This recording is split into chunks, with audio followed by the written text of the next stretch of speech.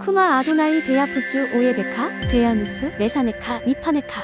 여호와여 일어나사 주의 대적들을 흩으시고 주를 미워하는 자가 주 앞에서 도망하게 하소서.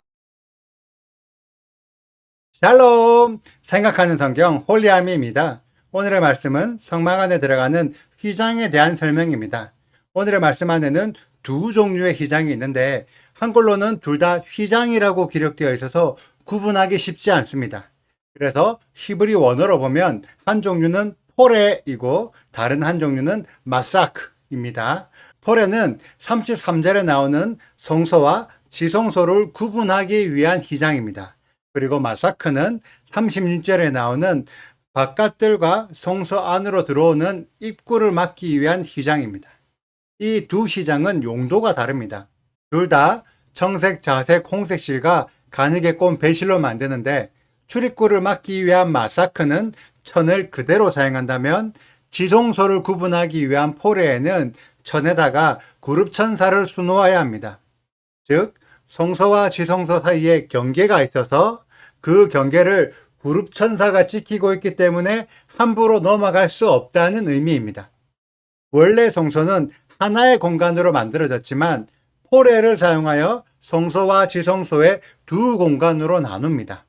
이 개념이 너무 중요한 개념입니다. 왜냐하면 성경 안에는 하나의 공간이 성소와 지성소로 나누어진다는 개념이 아주 많이 사용되기 때문입니다.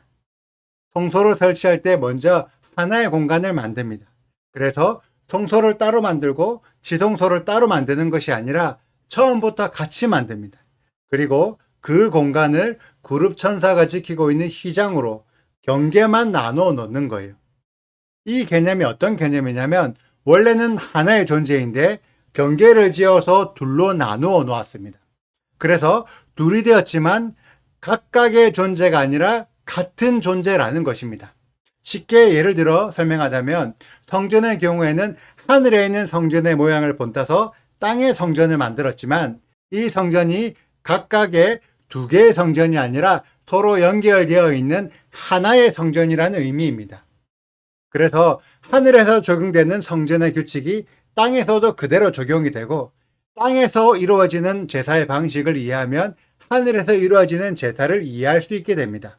서로 떨어져 있어 다르지만 연결되어 있는 같은 존재라고 인식해야 하는 거죠. 이런 개념을 적용한 사례가 어디 있냐면 예루살렘입니다. 예루살렘의 히브리어는 예루샬라임이고 이 의미는 두 개의 예루살렘이라는 뜻입니다. 처음부터 예루살렘이라는 단어는 하늘에 있는 예루살렘과 땅에 있는 예루살렘을 모두 표현하고 있습니다. 제가 만든 예루살렘 깃발 이미지를 참고하시면 쉽게 이해가 됩니다.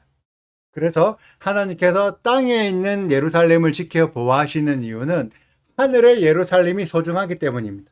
그리고 세상 끝에 하늘에 있는 예루살렘이 이 땅으로 내려오는데 그 내려오는 장소가 땅의 예루살렘입니다. 그래서 둘은 다르지만 서로 연결되어 있는 같은 존재라는 것입니다. 이스라엘이라는 단어도 마찬가지예요. 야곱의 이름이 이스라엘로 바뀌어서 야곱과 이스라엘이 같은 사람인 것처럼 이스라엘이라는 나라는 유대인 혈통으로 구성된 실체적인 국가인 동시에 유대인과 이방인의 혈통적인 구분 없이 하나님의 법을 지키는 모든 사람들의 공동체, 한 세 사람으로 구성된 하나님 나라의 이름이기도 합니다. 그런데 이 두 이스라엘이 각각 다른 이스라엘이 아니라 서로 연결되어 있어서 이방인이 이스라엘에 속할 수는 있지만 유대인 없이 이방인들만으로 이스라엘이 될 수 없습니다. 서로 연결되어 있기 때문에 유대인들이 빠질 수가 없는 것이죠. 또 초림 메시아가 예수아라면 재림 메시아도 예수아이신 거죠. 그래서 초림 예수아를 통해서 재림 예수아를 분별할 수 있는 거예요.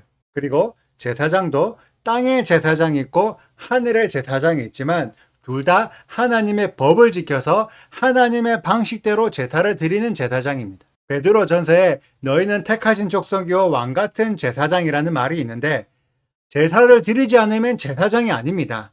왕 같은 제사장이라는 의미는 왕의 건세를 가지고 있지만 결국 해야 할 임무는 제사라는 거예요. 이 개념을 놓치면 안 됩니다. 또 다른 사례가 구약과 신약 성경입니다. 유대인들은 구약을 타낙, 신약을 브릿 하다샤라고 부르는데 이 두 성경이 각각 다른 성경이 아니라 서로 연결되어 있는 같은 성경입니다. 많은 기독교 신앙인들은 구약이 옛 언약, 신약이 새 언약이라서 예수님 때문에 맺어진 새로운 다른 언약이라고 생각하지만 성경에 기록되어 있는 새 언약은 구약의 예레미야 31장에 기록된 언약입니다. 이 언약의 내용은 이전에는 모세를 통해서 두 돌판에 하나님의 계명을 주셨지만 두 돌판에 기록이 되다 보니까 이스라엘 백성이 적극적으로 계명을 실천하지 않았습니다. 그래서 새 언약은 이스라엘의 마음에 기록하여 누구든지 계명을 이해하고 지켜서 여호와를 알게끔 하겠다는 언약입니다. 이때 기록된 판이 돌판에서 마음판으로 달라진 것이지 판에 기록된 내용이 달라진 것이 아닙니다. 그래서 예수야를 믿는 우리도 여전히 계명을 지켜야 합니다. 신약 성경에 기록될 당시에 이방인들은 여호와를 알지 못했습니다. 그러니까 계명을 지킬 필요가 없었죠. 그러다가 제자들이 복음을 전하여 이방인들이 예수야를 믿음으로 여호와의 존재를 알게 되었고 여호와 하나님을 더 자세히 알기 위해 당연히 성경을 배워야 했습니다. 성경을 보지 않고 여호와 하나님을 자세히 알 수 있는 방법이 없기 때문입니다. 그런데 당시 이방인들이 볼 수 있었던 성경은 신약 성경 자체가 없었기 때문에 참고로 우리가 알고 있는 신약 성경은 AD 397년에 정경화되었고 그 이전까지는 부분적인 서신들만 일부 돌아다니고 있었습니다.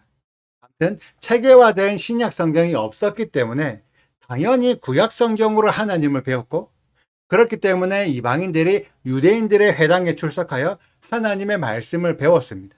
구약 성경의 모든 부분에서 여호와 하나님이 계명을 지키라고 명령하고 있는데 예수야를 믿는 믿음으로 계명을 안 지켜도 된다는 가르침이 과연 그들이 납득이 되었을까요? 내가 보고 있는 성경의 내용과 계명을 안 지켜도 된다는 예수의 가르침이 완전히 다른데 그런 예수를 하나님의 아들로 인정할 수 있었을까요? 그렇기 때문에 이방인들이 계명을 안 지켜도 된다는 가르침은 성경의 내용과 시대적 상황에서 완전히 벗어난 가르침입니다.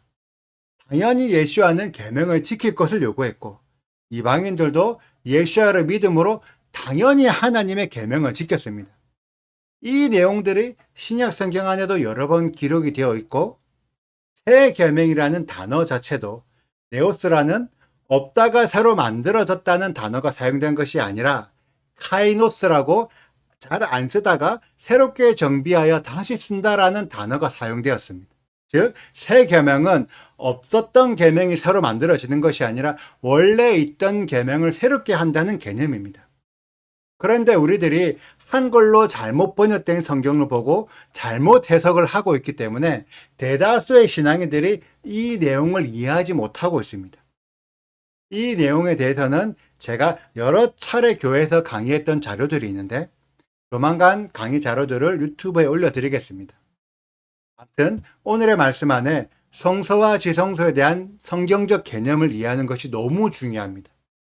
하나이지만 두 개의 개념으로 이해해야 되고 두 개지만 하나로 연결되어 있습니다. 이 개념을 이해하지 못하면 우리가 포레와 마사크를 하나의 휘장으로 이해했던 것처럼 이스라엘이 유대인의 유대 사회와 한 세 사람의 이스라엘을 구분하지 못하는 것처럼 성경도 명확하게 분별하기 힘들 수도 있습니다. 저는 이러한 내용들을 시간을 두고 앞으로 계속 함께 나누길 원합니다.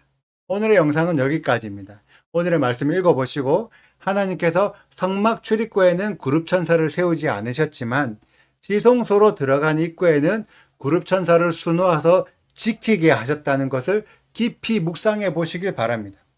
그 속에 하나님의 깊은 구속사적 계획이 숨겨져 있고 에덴 동산의 비밀이 담겨져 있습니다. 오늘도 감사하며 또 궁금하신 부분, 질문 있으시다면 언제든지 댓글로 남겨주세요. 오늘도 감사합니다. 샬롬! 너는 청색, 자색, 홍색 실과 가늘게 꼰대 실로 짜서 휘장을 만들고 그 위에 그룹들을 정교하게 수놓아서 금 갈고리를 내 기둥 위에 늘어뜨리되 그 내 기둥을 조각목으로 만들고 금으로 싸서 내 은 받침 위에 둘지며 그 휘장을 갈고리 아래에 늘어뜨린 후에 증거궤를 그 휘장 안에 들여놓으라. 그 휘장이 너희를 위하여 성소와 지성소를 구분하리라. 너는 지성소에 있는 증거계 위에 속죄소를 두고 그 휘장 바깥 북쪽에 상을 놓고 남쪽에 등잔대를 놓아 상과 마주하게 할지며 청색, 자색, 홍색 실과 가늘게 꼰배 실로 수놓아 짜서 성막문을 위하여 휘장을 만들고 그 휘장문을 위하여 기둥 5을 조각목으로 만들어 금으로 싸고 그 갈고리도 금으로 만들지며 또 그 기둥을 위하여 받침 5개를 노수로 부어 만들지니라. 구독과 좋아요를 눌러주세요. 슈바 아도나이 리베보트 알레페 이스라엘 여호와여 이스라엘 천만인에게로 돌아오소서.